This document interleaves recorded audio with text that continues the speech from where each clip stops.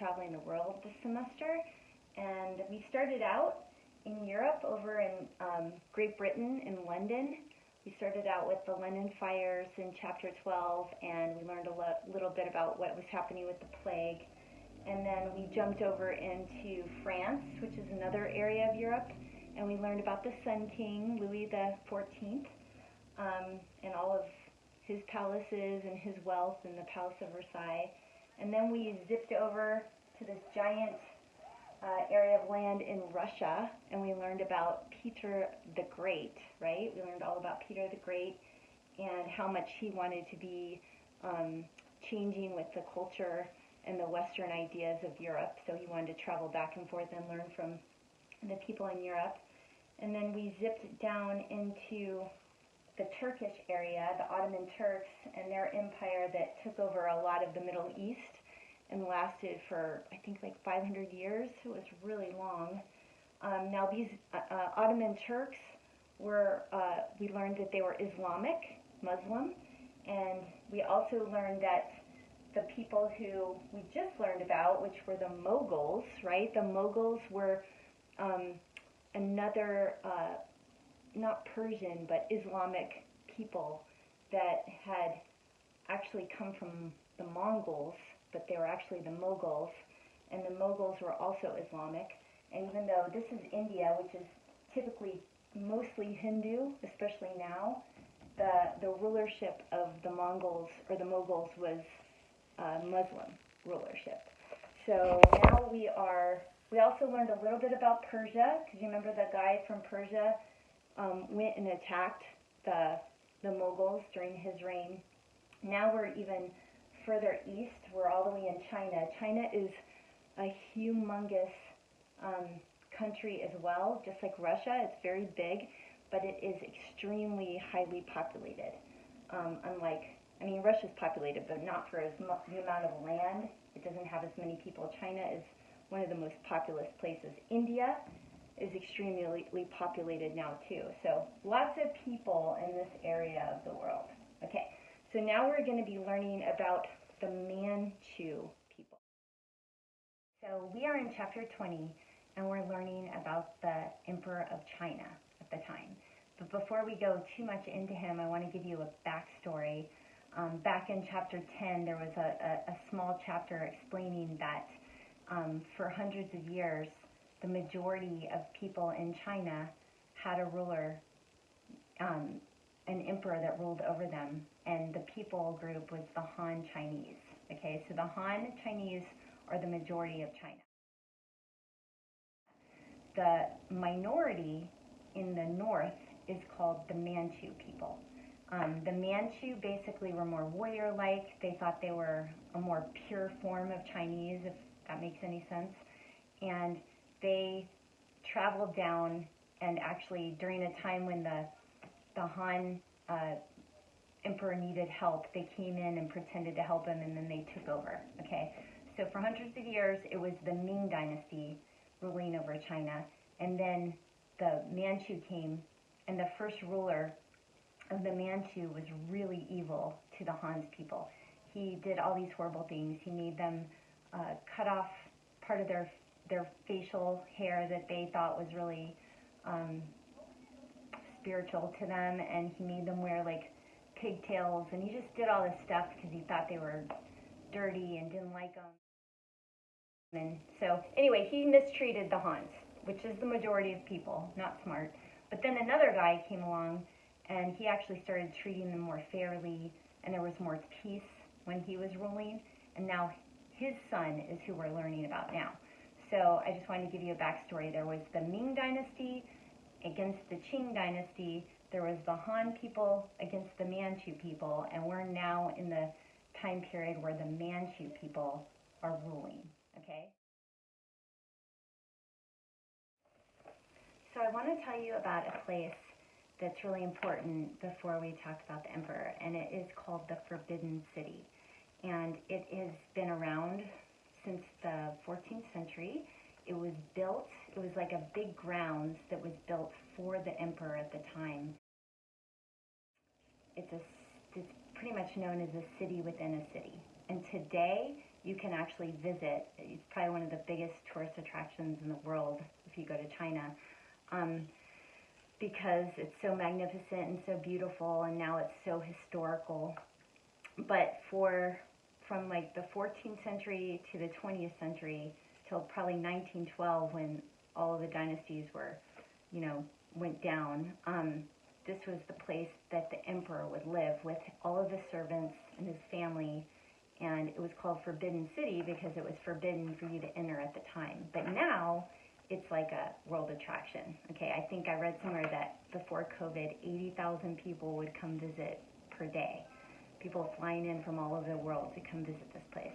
Now with COVID, they're opening China back up, and they're saying like 5,000 a day. But you can imagine how gigantic it is. I'll give you a couple of facts about the Forbidden City. It was built for the first emperor, which was of the Ming Han dynasty. 14 of the Ming emperors lived on it, and then it went to the Manchu dynasty, which was the Qing dynasty. So 10 of their emperors have lived in it. So 24 emperors altogether. It took a million people to build it, so you can imagine how many workers were working on it.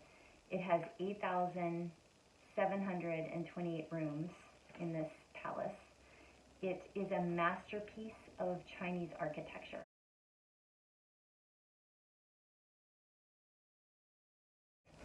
The interesting part is there's no trees around the entire palace. It doesn't have trees or shrubs, and you think that's really strange because they love trees there, and I don't understand why they wouldn't have trees. It's every other ruler had tons of architecture and trees and beauty all around them, but it was to protect them from anybody infiltrating the walled off area. They didn't want anyone to be able to hide in the bushes or the trees, so I thought that was pretty ingenious of them. It has now the best collection of all of Chinese history artifacts. It's like all of their piles of stuff that they've done over centuries is in this place. It's their most popular tourist attraction, and birds cannot land on the roof of the Forbidden City because of the way they did the architecture. They made sure that birds wouldn't be able to land on it. They would slide down. It is really cool how they kept it so clean. They also have hundreds of cats that roam around it to this day because cats were a big deal to all the servants of the emperor. So they love cats there. They're probably wild cats, obviously. Their buildings were built to face south for the sun, so that was important to them as they honored the sun. And everything is built in a way of feng shui, which is a Chinese type of style of decorating your house in a way that is more spiritually peaceful. Okay, so that's why I wanted to tell you about the Forbidden City. Ruler at the time in China in chapter 20. His name is Qian Lung, and he is the fourth Manchu ruler in a line of 10. So he's fourth. It's in the 1770s. He's been ruling about 30 years. He's really, if you read the chapter, he's really into poetry. He's really into books. He's into art. He's into painting, and he's into power. He's very powerful. At this point, as everything else is decaying, like the Ottoman Turks are kind of losing their power, and the Mongol guy is, Muhammad Shah is still on the throne at this point, but he's watching the English people slowly take over. This is when China is at its most powerful, and this guy is like sitting on top of the world. China's getting stronger and richer than ever. Their army is super strong. Nobody wants to rebel against them. The Han's people are under the rule of the Manchu people at this point. Their Chinese porcelain is prized all over the world. And he's now in the mode of collecting books, collecting every book he can get his hands on for the Chinese people to build like the biggest, hugest library ever of all the best works of China. And he gets all his people, his scholars together, and they put them into 4 different categories. They make it into classics, Chinese history, Chinese philosophy, and Chinese literature. And so he wants to build, he calls it the complete library in the 4 branches of literature. That's the English version. It's got a Chinese version. This is a big deal that this guy did this because Chinese language, and there's more than one. There's Mandarin and something else, but it's basically the most complex language. Okay, so we have 26 letters in our alphabet and symbols. They have over 40,000 in Chinese. Plus, it's the way you say a word can change the meaning. And they have 4 different pronunciations for a lot of these words. So in order to reprint all these books, they didn't have a printing press, I guess. They were using calligraphy and writing. So this took years and years and years for them to reprint the books that they wanted to put in this library, which is a very extremely big deal. And he also made sure that any book he found that had anything negative to say about Manchurian people would be burned or ripped apart or destroyed. So all the books were hand-picked, hand-collected, and he had a lot of power over what made it into this library and what didn't. So I guess that's his big claim to fame. He loved books, he loved painting, he loved poetry, but he loved power. He really loved power. He was the 4th Manchurian emperor, and who we are learning about in the 1770s. He lasted another 30 years before the next guy took over. So that's what we're learning about. We are done with this part of the chapter. The next week will be in the Imperial Dragon portion.